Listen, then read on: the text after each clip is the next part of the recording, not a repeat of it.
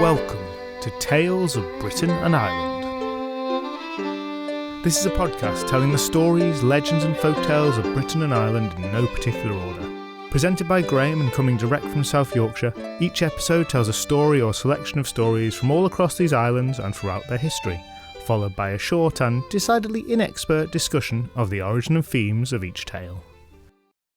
This time we've got a little bit of a longer episode than normal, because we've actually got a lot to get through to finish off the story we started last time. If you remember, we left off last episode midway through the second of the three tales of Prince Poich that make up the first branch of the Mabinogion. There are 4 branches, by the way, and the Mabinogion naturally has 11 stories in total. So that's all pretty clear. Obviously, I'd highly recommend you go back and listen to the last episode if you haven't already, but if you're going to be willfully contrary in your attitude to podcast order, well, what can I do to stop you? So, let's have a quick recap. Previously on Tales of Britain and Ireland.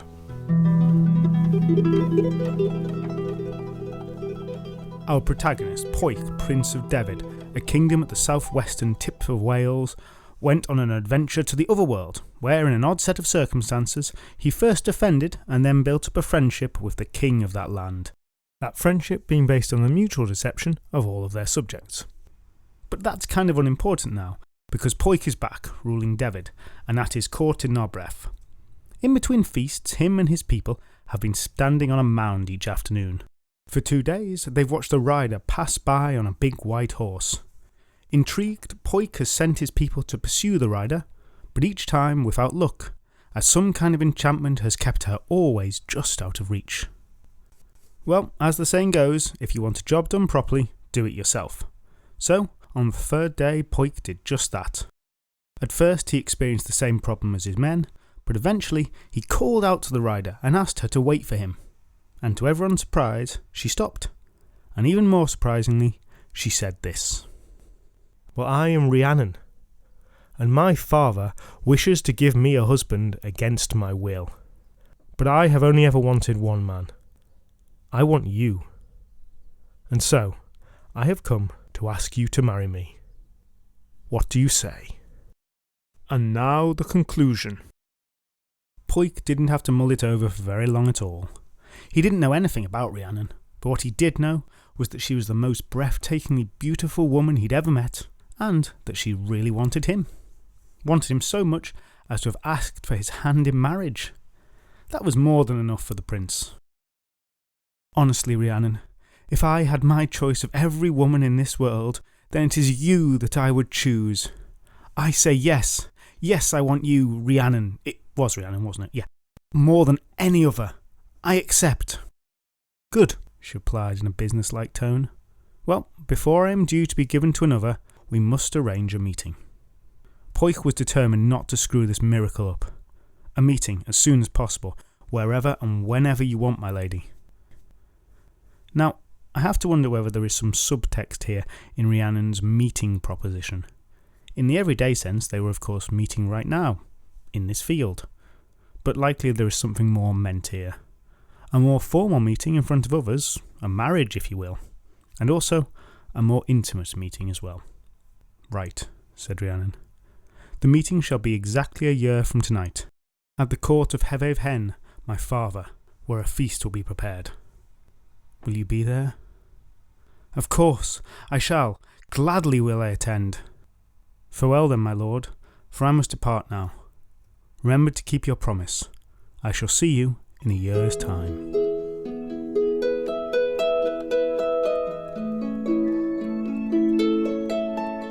As she rode off, Poich reflected on how lucky it was that he already had practice at keeping promises for exactly a year. He'd done it the last time, and he was going to do it again.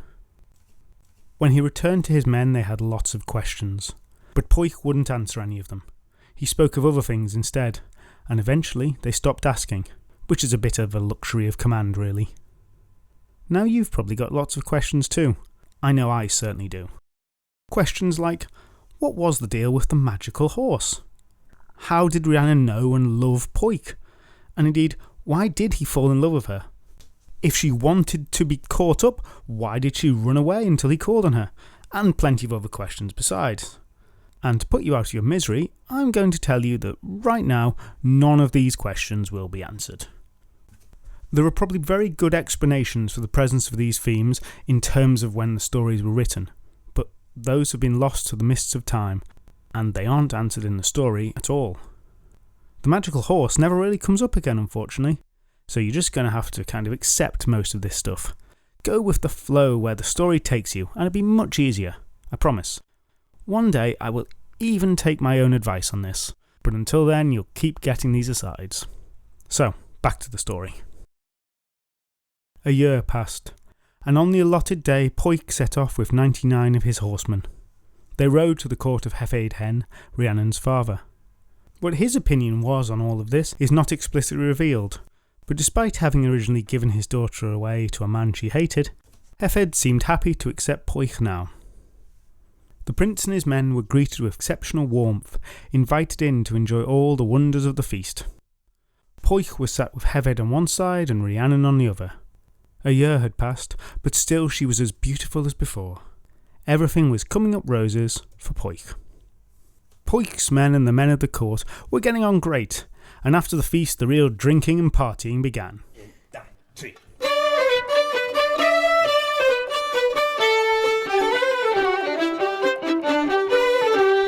At this time, a tall, well-dressed man came to the upper end of the hall and greeted Poik.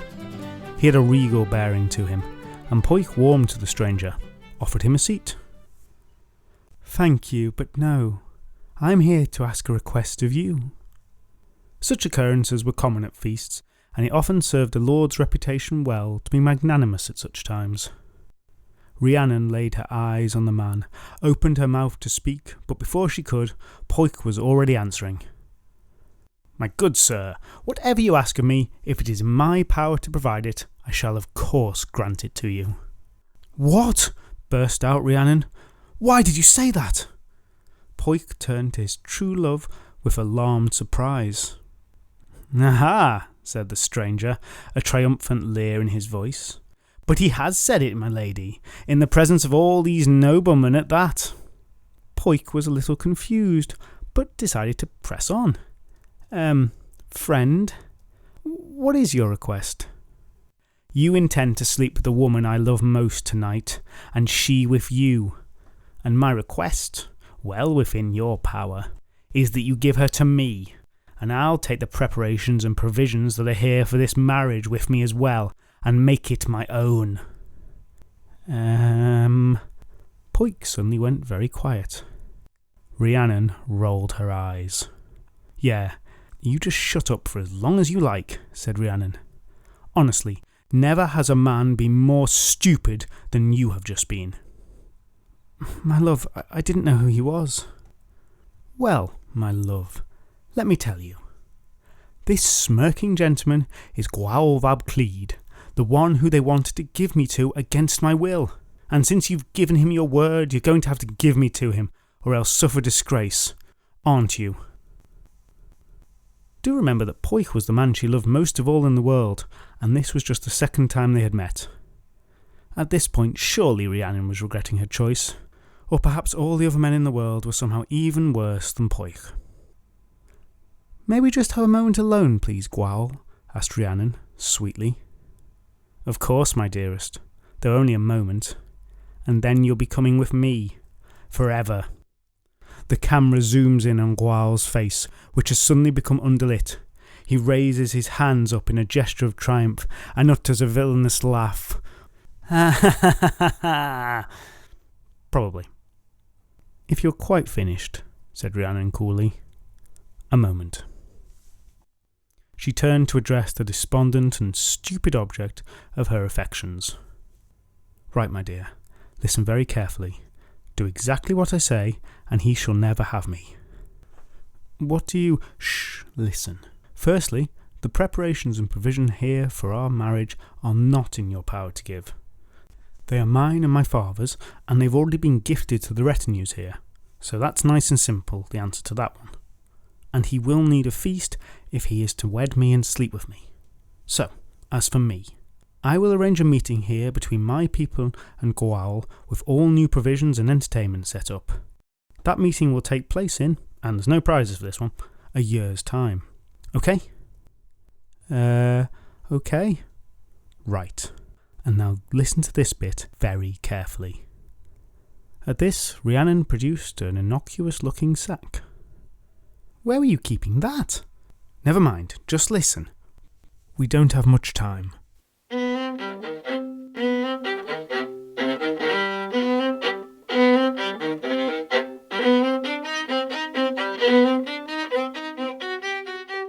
It was a few minutes later when Gwawl returned. Right, my lord, you've had time enough. You owe me an answer.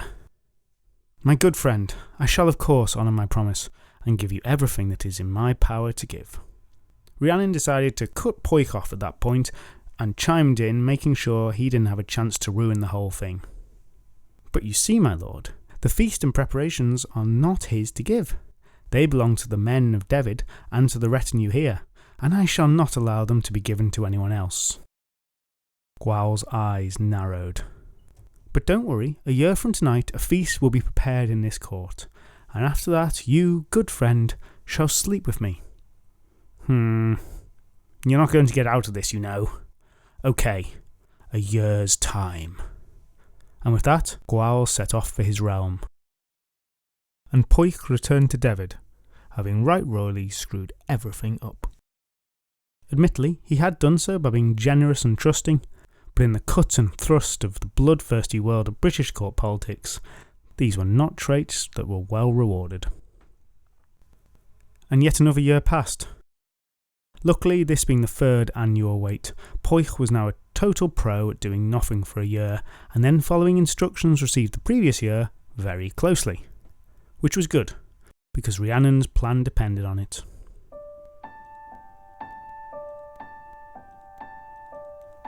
And so all the parties waited.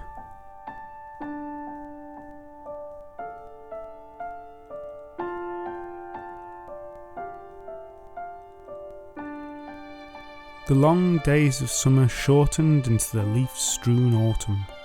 The autumn gave way to the harsh dead of winter, when the nights were long and the ground was covered in ice. But relief from that finally came as the buds of spring burst through the soil and new life bloomed. And then it was early summer again.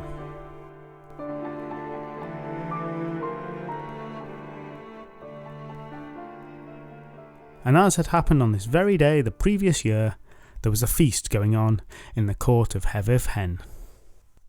This time it's Gwawl's men and Rhiannon who enjoyed the sumptuous food and the entertainment.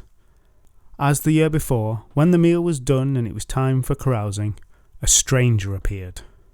A desperately poor rag-clothed beggar made his way slowly to the end of the hall where Gwawl and Rhiannon sat. And as Gwawl had asked Poik for an act of charity, this beggar now asked Gwawl for a small request. Of course, if your request is reasonable, then you shall have it, said Gwawl, who with this careful wording proved himself far too cunning to be hoisted on his own petard. He was well aware of how the game could be played.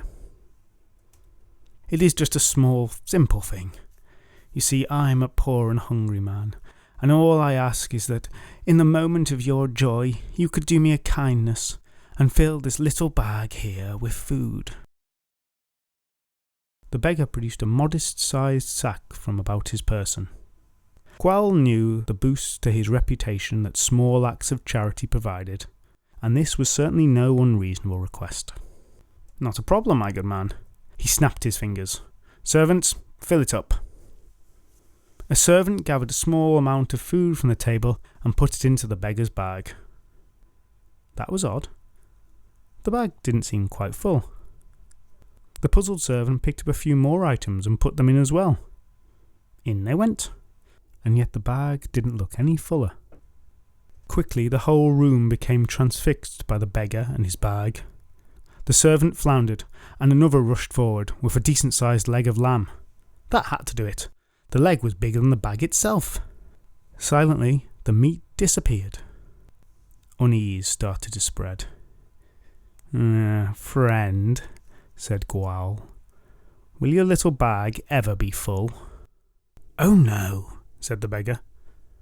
The only way it can be full is if a man of noble bearing, with land, property and titles, gets inside the bag, treads it down with both feet, and says the words, "Enough has been put in here." Now this is the point where you'd expect Gwawl to call the deal off. That wouldn't seem unreasonable by standards we might be used to. But that doesn't take into account the weight given to a nobleman's word in this society.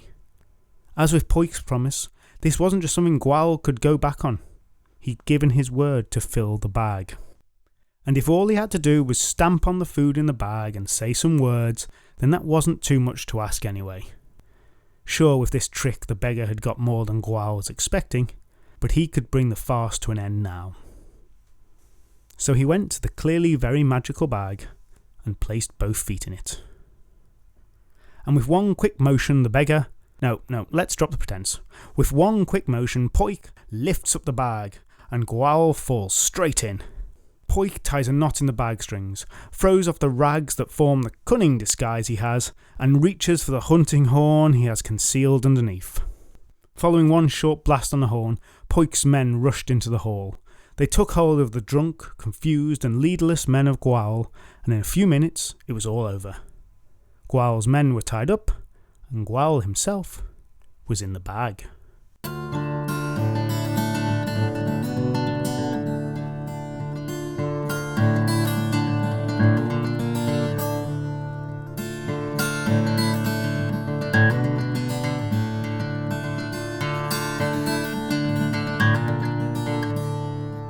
Rhiannon breathed a deep sigh of relief. He'd done it. He'd actually done it. Used the bag she had given him exactly as per her plan.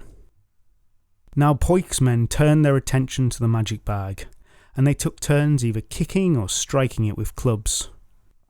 As each man came to the bag, he would ask the others, "What's in the bag?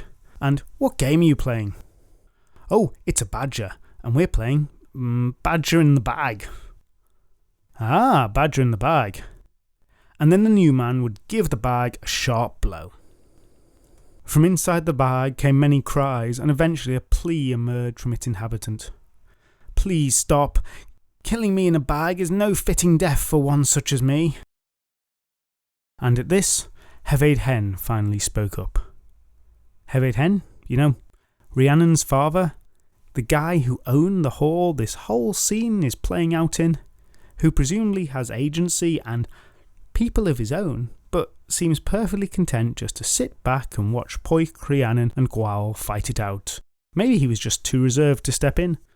"Oh, you've brought heavily armed soldiers who weren't invited to my hall, and now you've just incapacitated the guests who were invited. Well, I can see that's keeping you very busy, so I'll just kind of watch." But apparently, the potential beating to death of Gwawl in a magic bag was the limit. It is true what he said.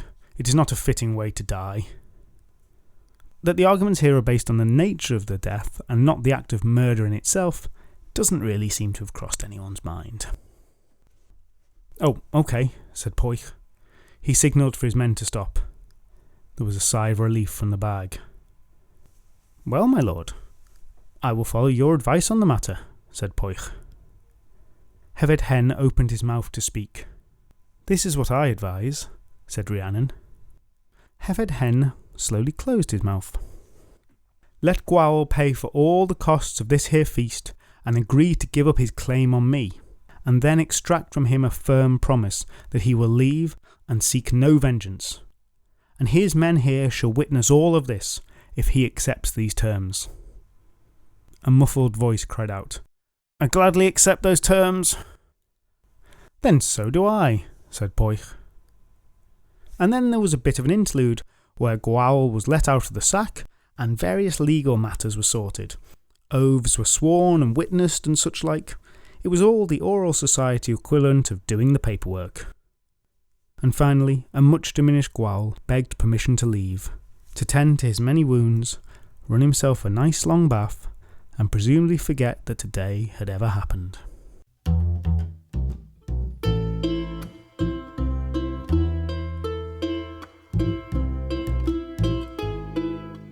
Heved allowed him to go, and after all the excitement of the day, everyone obviously went to bed. No, they didn't. In fact, all of Poik's people sat down, and the feasting and carousing continued, with Heveiv's people. They who had literally only an hour or so before been feasting with Gwael's people. What they made of it all, I have no idea. But after feast number 2 for those guys, the time for bed eventually came. Rhiannon and Poik went to her chambers together, and they spent the night in pleasure and contentment.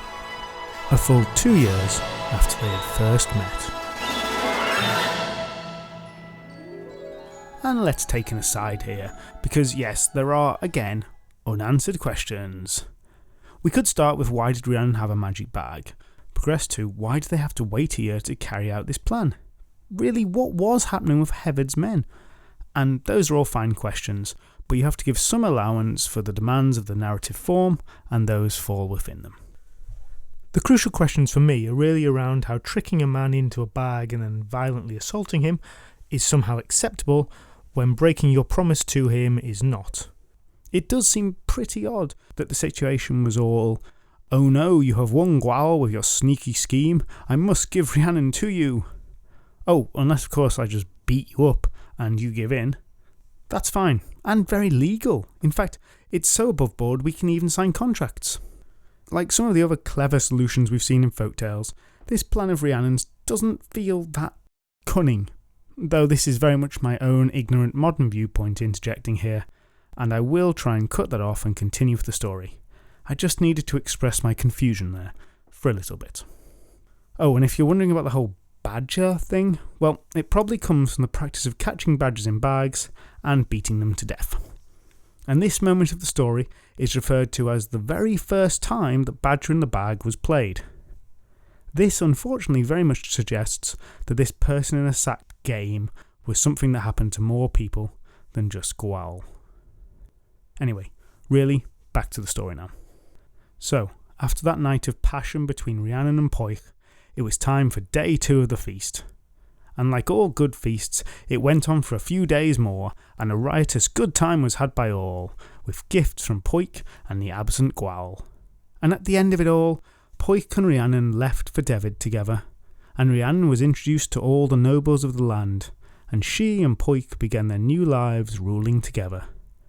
And from Gwael there was not a peep. And years passed in this manner, and all was good in the land.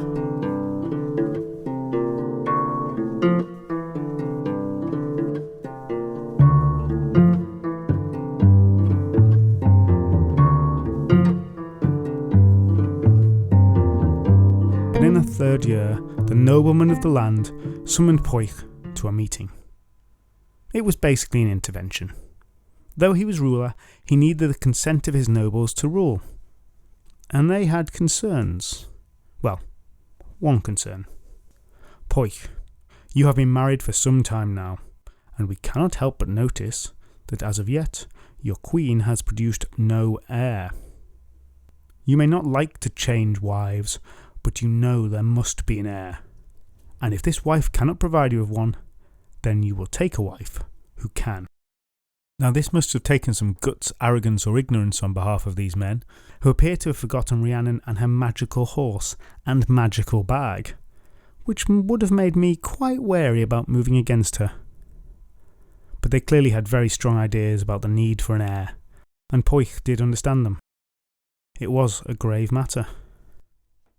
But he truly loved Rhiannon, and he was not prepared to give her away so easily. He responded by proposing a formula he was by now very comfortable with. I hear you, but it's early yet. Tell you what, let's arrange to meet in exactly a year's time, and you can decide then what to do. And of course, the men agreed to wait. Now, in keeping with Poik's general streak of good luck when he just waits a bit, Rhiannon fell pregnant within a few months. And even more luckily for the whole succession thing in this gender-obsessed culture, she gave birth to a boy. Phew, you might be thinking. And the happy couples certainly were. The child was born in Narbreth just before the year was up. The birth was as smooth as it is possible for these things to be. A joyful Rhiannon held her son lovingly in her arms, marvelling at the wonder of the child, relieved it had gone so well, and also knowing that Poik's quarrels with his men would now be put to rest. She went to sleep that night, utterly exhausted from her labour, and about as happy as she had ever been.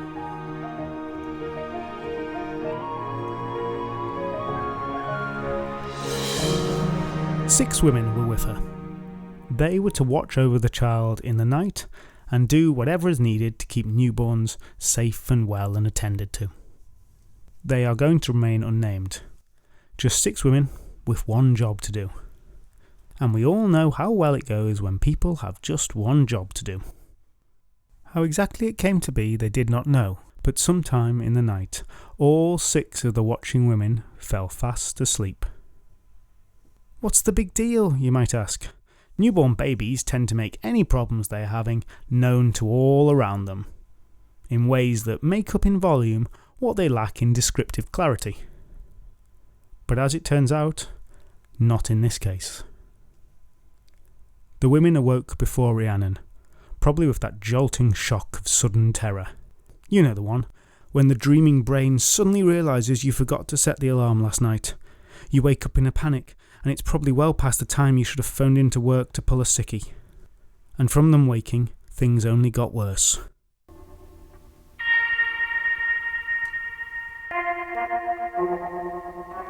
Where's the boy? The boy's gone! The boy's gone! The women hunted around in desperation, but there wasn't many places that could conceal a baby in the room. We all fell asleep. All of us, asleep. Despite their rising panic, they tried to keep their voices hushed to avoid waking the still slumbering Rhiannon.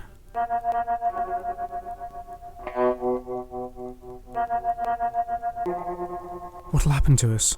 We'll be executed for this. We'll be burnt alive, said one of the women. What are we going to do? Listen, I've got a plan, said one of them. It's the only way.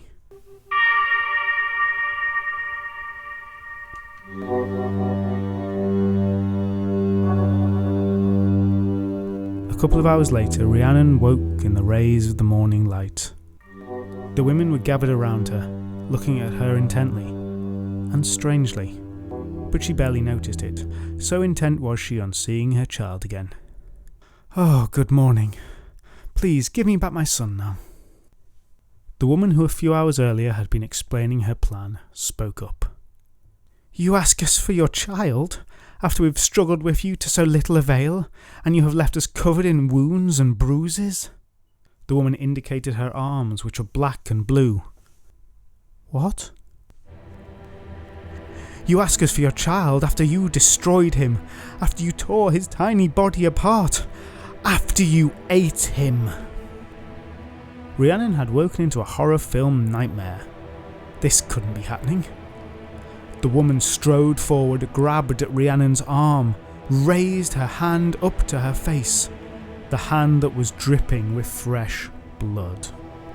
And Rhiannon became aware of a feeling around her mouth.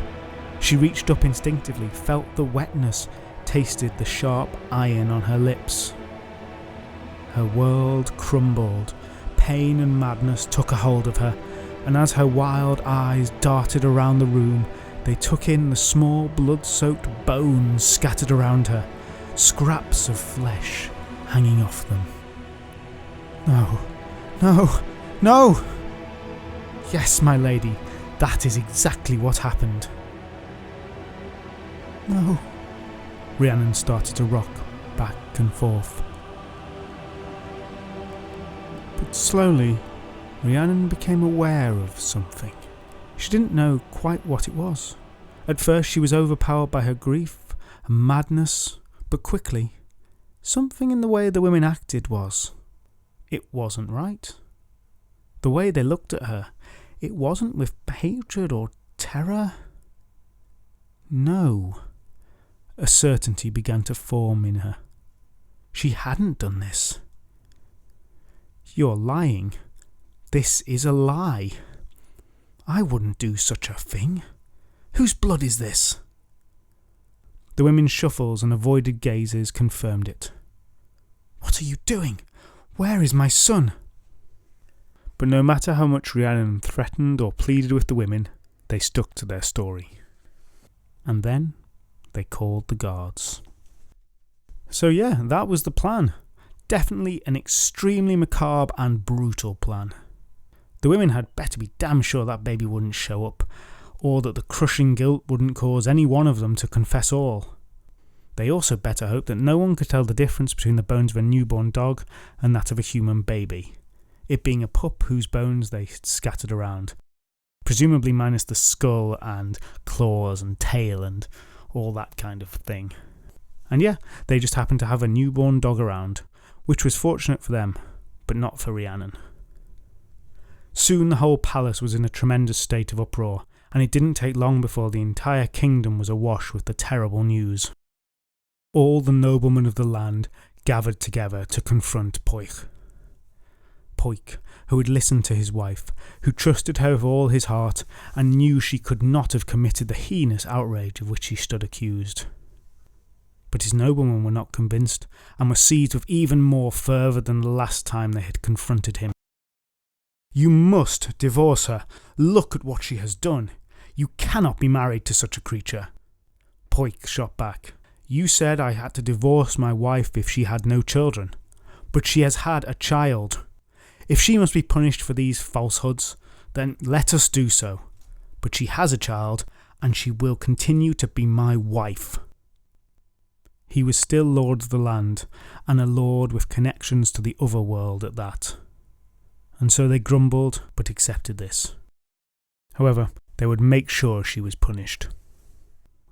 Rhiannon, for her part, sought legal advice, and not the no-win, no-fee kind, advertised in a cheery jingle sung by a local bard. Rather, she consulted the very sharpest judicial minds of the time, wise and learned men as they were called.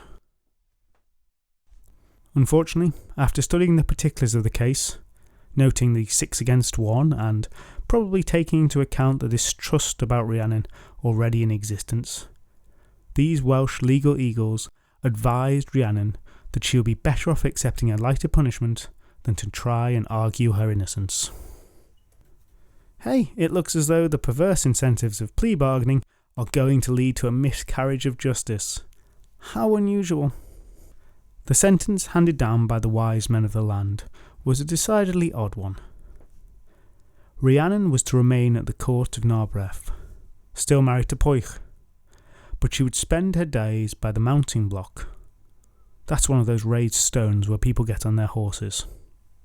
And if anyone came by, Rhiannon was to confess her crimes to them, and explain that as her punishment she must carry strangers on her backs to court if they so desired it. And she would spend her days like this for 7 years. That's right, 7 years of performing piggyback rides as punishment for killing and eating your own child. Now, look, I'm not saying this was easy.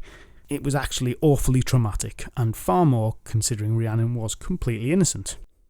And this story is definitely trying to emphasise how awful it was. And once again, she was innocent. So it was terrible. Humiliating, hard work, isolation from society. However, given that the 6 watching women were rightfully concerned that they would be burnt alive just for falling asleep at the wrong time, well, the point I'm making is that it certainly paid well to have good lawyers and be married to the king. Also, we are told that not many people did take up Rhiannon's offer to carry them. The reason why not isn't entirely clear. Sure, some of them probably believed in her innocence, but if I was a betting type, I'd say that her being still married to Poich was a major factor. I imagine it wasn't the greatest look for the local nobility to turn up to their annual appraisal with the prince, all riding on the back of the wife he was very adamant was innocent. And as for Poich, well, he didn't know what to do. Here was a problem that wouldn't be solved by waiting a year until the inevitable resolution and following a set of instructions. And so, the scene fades on Narberth, on a sad and worried Poich, and a weary Rhiannon, explaining her alleged guilt to a stranger once again.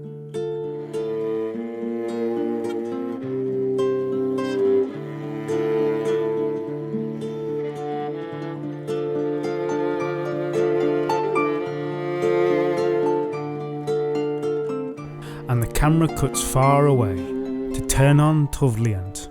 Turn on Tuvliant was the best man in the world.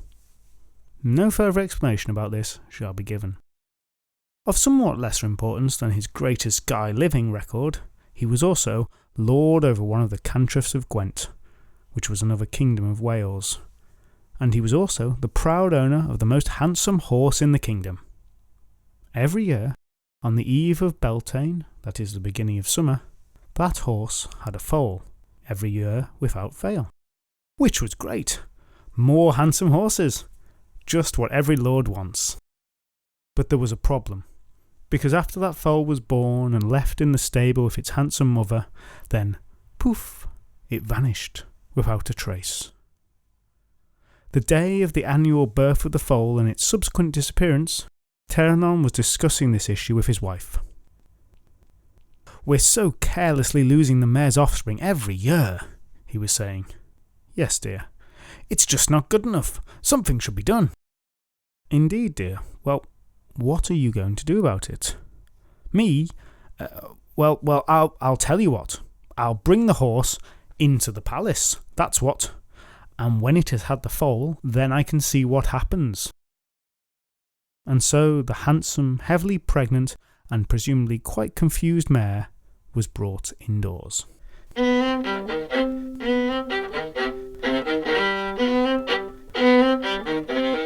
Rhiannon waited. Soon enough, just as the last of the daylight faded, the horse gave birth to a perfect foal. Though the effect of the birthing process on the decor of the room really doesn't bear thinking about. I hope that at the very least they'd put some covers on all the furniture. Rhiannon examined the foal. Perfectly normal. Pretty handsome as well. And then, from outside, there came a noise. A terrible noise, unlike anything the Lord had ever heard before. Rhiannon moved from the foal to grab his sword, and as he did so, a gigantic clawed arm came through the window and grabbed hold of the foal. This might have stunned a normal person into, at the very least, say, cowering. That is, if they didn't run away in outright terror. But this was the best man in the world, and his reactions kicked in immediately. With one powerful stroke of his sword, he cut the arm off the monstrosity at the elbow. The severed forearm fell to the floor with a tremendous thud, and the foal was free. The terrible noise came again, but this time accompanied with a scream of pain. Like any good hero, Rhiannon opened his door and rushed off alone into the night in the direction of the noise. But the night was dark and moonless, and he could see nothing of the source of either the noise or the disembodied claw. After a few minutes dashing around and waving his sword, he slowed. He had left the door open. What if it had come back? He rushed back to the palace, and upon arriving he noticed something lying by the door. It was a bundle, wrapped in silk. He bent down for a closer look. A little while later, Rhiannon entered his wife's bedroom, cradling the foundling in his arms. The royal couple had never had a son, but in the absence of anyone who could be the baby's parents, that changed on that strange night. They called him Guri, and they raised him as their own. What they did with the severed arm is not revealed, but both the boy and the foal who had been saved grew fast and strong. In Guri's case, that was very fast indeed. Though they treated him as their own child, it became obvious that something was unusual about him as the years passed. For while he had been almost a newborn when discovered, by the time he had been with them 4 years, he had the strength and bearing of a much older boy. So much so that he was given a horse to ride, the saved foal, which had grown at the usual rate for horses and was now ready to be ridden. The family had many good years together. The creature in the night was now presumably armless and made no reappearance to blight their lives.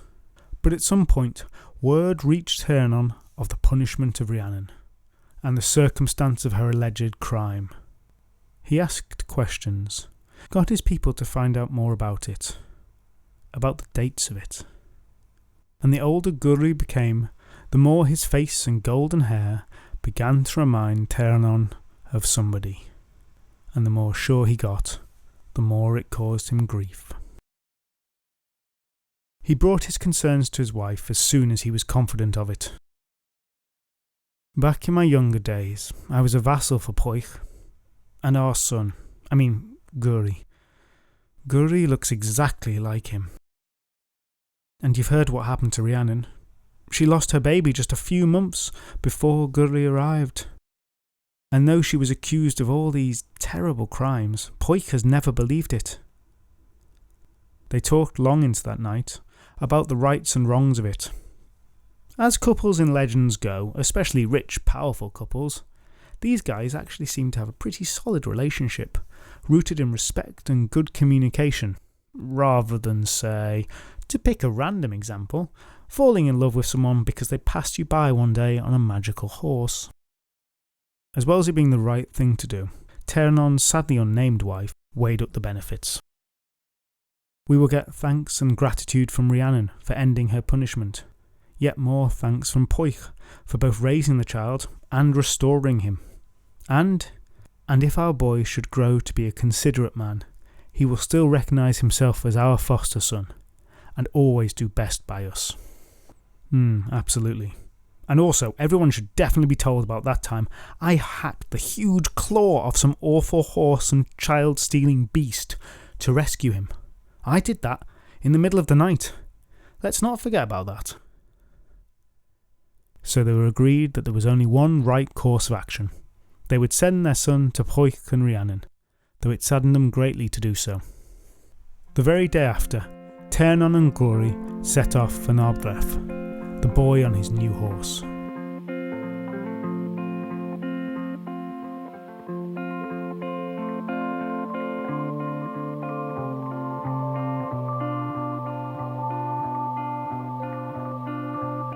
When their journey brought them nearby the court, they found Rhiannon at the mounting block.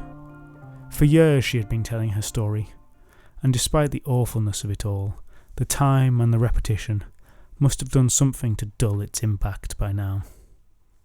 In a monotone voice devoid of emotion, she intoned, "My lord, go no further. I shall carry you to the court. That is my punishment for killing my own son and devouring him. My lady, no one here will burden you so." "I certainly will not," piped up Guri. And so they rode for the court. There, well, would you believe it, but a feast was about to begin. Poich welcomed Rhiannon and invited him to the feast. "We only have feasts here on days with a double L in the name," Poich explained. "So you're very lucky to catch one." That was a Welsh joke, everybody, thank you. Now, Rhiannon was also in attendance at the feast, and Rhiannon sat between her and Poich, which, raises questions about exactly how this punishment worked. But anyway, they exchanged small talk for a while, and eventually, when the eating was done, the serious conversation began. And having sat on it for too long, Rhiannon burst into the story.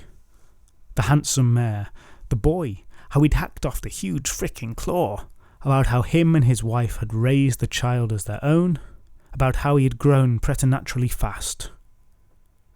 "And so, my lady," Rhiannon finished, "this young man is your son. Whoever told lies against you did you a great wrong. And I know that because of the undoubted family resemblance and by the strength of what I have told you here. And I'm sure that there is no one in this entire company who does not recognise that this is your son." There was a pointed pause. Heads turned, waiting to see if anyone would deny it. Any of those nobles who had spoken against Rhiannon previously. "The boy is definitely Rhiannon and Poich's," spoke up one man, and there followed a chorus of, "Oh yes, definitely, no doubt about it." Rhiannon was overcome with emotion. "Oh, blessed relief from this awful anxiety," she said. Pendaran Dyfed, a sub-king within Poich's lands, and currently unmentioned in this story, spoke up. "You have named your son with your utterance. Anxiety. Gurry should now be called Anxiety. Which, yeah, this sounds quite odd, but everyone seemed to think it was perfectly normal, so why not? And yes, it does sound much better in the Welsh, where the name is Pryderi. There was general agreement. Pryderi shall be his name, said Pwyll.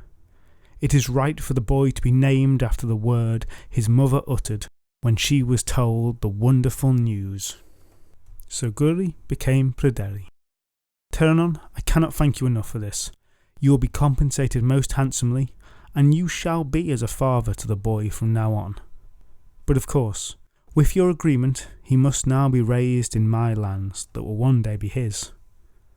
And so I shall give him to Pendrain Dyfed to be his foster father from now on.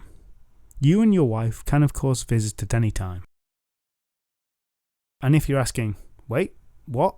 Why aren't Pwyll and Rhiannon raising him themselves, instead of palming the son they've just been reunited with off to some generic character introduced a few paragraphs ago?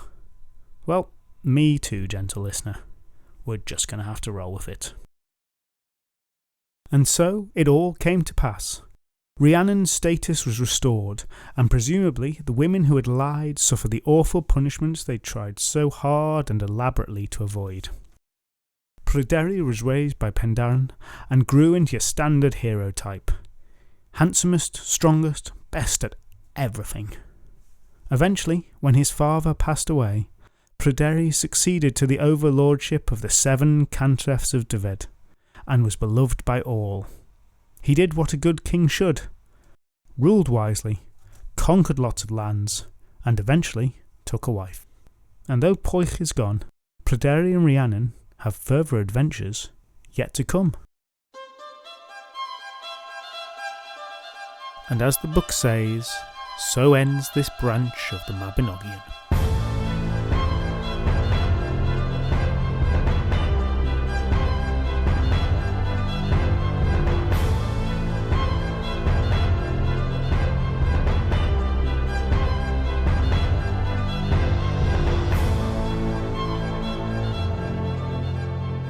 So with that rather abrupt conclusion for Pwyll, we say goodbye to him for the last time. Given the twists and turns in this tale, I think a quick overview of the first branch is useful right now before we dive into some discussion. I said last time it was really 3 tales in one, and those tales were, from the top. Tale 1, Pwyll's hunting trip, discourteous conduct to Arwen, Lord of the Otherworld, his subsequent job exchange, fight with Halfdan, and finally his triumphant return, which we told last time. Secondly, the meeting of Pwyll and Rhiannon, the pursuit of her fast horse, her proposal to him, Pwyll's stupid promise to Gwawl, and the subsequent sneaky beating up of Gwawl with the magic bag, and Pwyll and Rhiannon eventually getting it on. And finally, there's the story of Rhiannon's child, her framing for the boy's murder, her punishment, Tyrnon's disarming of the clawed monster, discovery of the child, and the return of the child to Rhiannon and Pwyll. And then, rather than saying they all lived happily ever after, there's that little bit tagged on at the end which just tells us that Pwyll died years and years later, and Pryderi took over after him, and was awesome. Each of these stories are relatively self-contained. Arwen doesn't make a reappearance at any point, despite his closeness with Pwyll, and the magic that seems to drip from Rhiannon in the second story isn't mentioned as a method by which she can save herself from the punishments of mortal men in the third.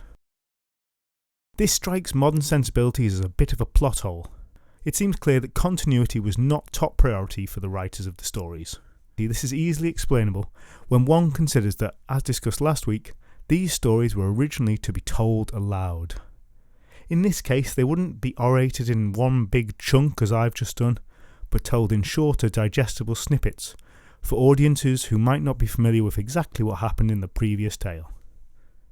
You know, the mead might have been flowing, and you've got to keep things simple, short, and exciting.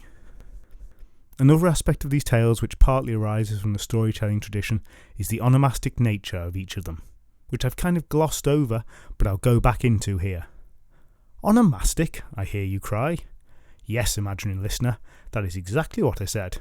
It's a fancy word that just means that each of the tales explains the origin of a name. Sinead Davies, who is pretty much the expert on the Mabinogion, says that, quote, "The onomastic tags that conclude several episodes point again to narrative that is memory-friendly," unquote. So, the first tale explains why Poik was known as the Lord of Annavon.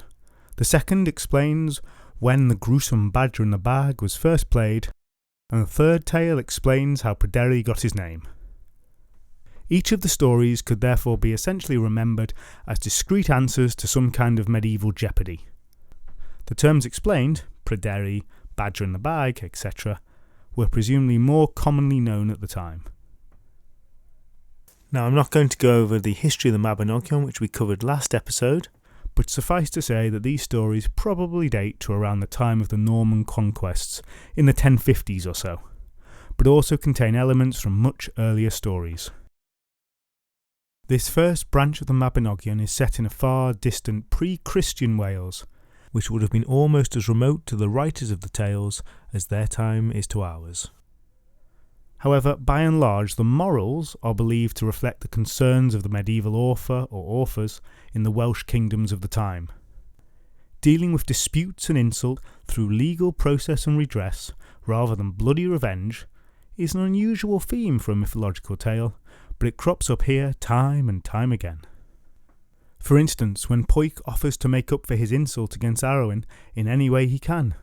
When law demands Poik must adhere to Gwael's request, and vice versa. When that matter is not settled with Gwael's death, but rather with legal agreements, and even in the trial of Rhiannon and the return of Pryderi. There's also a clear moral encouraging acting good and honourably towards one's friends and social equals. Poik not sleeping with the Queen of the Underworld, Rhiannon returning Pryderi to Poik, and Rhiannon and Poik submitting to Hefyd Hen's judgment over Gwael. But though these morals and much of the tales reflect medieval concerns, there is still a basis of them which has elements in much earlier stories that are said to draw from Celtic mythology. The magical otherworld with its coloured hounds, the great clawed hand, the magical bag and horse. Two of the characters are particularly said to hark back to what were once Celtic deities. Rhiannon, the greatest man alive, has a name that is believed to derive from the Celtic god Tigernonnos, the great lord of the gods. And it is Rhiannon who stands out the most. Especially in the second story, she seems very different from the other characters, powerful and magical. There is a strong association of her story with horses, her punishment to be used as a horse, her child being stolen by a creature which takes foals, and of course that beautiful white, uncatchable horse on which he first appears. Her name is believed to have been derived from the Celtic goddess Rhigantona, the Great Queen, while aspects of her story are also believed to come from the horse goddess, Epona. Yet another connection she's believed to have is with the mother goddess, Matrona. One prominent theory maps out a transformation over time of a Celtic legend. According to this theory, the rescue of Matrona's son from the otherworld by her husband Tigernonnos morphs into the Pryderi episode in the first branch of the Mabinogion, over a period of hundreds of years and hundreds of retellings. Connections like these certainly exist. However, despite extensive discussion of them, we don't really know exactly how they map. The details of Celtic religion and stories are by and large lost to us, and what written stories we do have mostly come from much later on, written by Christians and or Romans, and so require a large amount of interpretation. But I would contend that what the Celtic element gives to these stories is a pleasing texture of an ancient, lost and enchanted world, far more mysterious and alluring than the everyday now, or the commonplace medieval times the Welsh tellers of these stories knew well. I really do enjoy this tale and its odd bits, even though there's a lot of snarky asides that I've made because of my aforementioned addiction to continuity, a habit I will aim to kick. I'm particularly struck by the bizarre unexpectedness of both the awful plot to frame Rhiannon and the gigantic arm. They come out of nowhere and make the story strange in a way that definitely appeals. With the last story, I should definitely mention that the vague hints I was dropping that maybe everything didn't go down exactly as we were being told are not in the original story at all.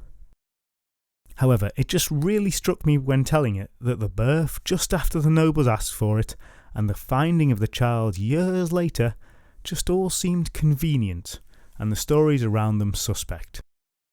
So I kind of developed a headcanon around shifting political powers, with Rhiannon punished as Poik's power slipped, but years later, when power had shifted again, Poik was able to claim some boy who looked quite similar to him was his son. But that idea is totally not in the original. The other bit of this story that stands out is the discussions of how couples interact. I mentioned it a few times in the telling, but to bring it up again, I do like the different relationship shown. The immediate love between Poik and Rhiannon, which despite its professed deepness, seems somewhat superficial, especially as Rhiannon is soon cursing the stupidity of this supposedly great man. Contrast this with the lasting relationship between Turnon and his wife, who raise a foundling child together and discuss in depth the actions they will take as a couple. And so, as abruptly as the story ended itself, that's it for now. Thank you again for sticking all the way through this overly long episode. Next time I hope we'll have a nice half an hour-ish or so episode where we take a look at a Scottish tale about the least eligible bachelor in Norway, the Black Bull. You can follow Tales of Britain and Ireland podcast on Twitter, Facebook and Instagram. There's also a website, talesofbritainandireland.com, where there's a page for each episode which contains more information including illustrations, asides and recaps, along with other additional bits and pieces to explore. The intro music was written and performed by Alice Nichols, and you can find all the other musical credits on the episode page on the website. If you enjoyed this podcast, then please do share it with others or give it a review, as those really are the best ways to help us out. You can also join Tales of Britain and Ireland on Patreon to get extra members episodes. Thank you so much for listening, and I hope you'll join me again soon.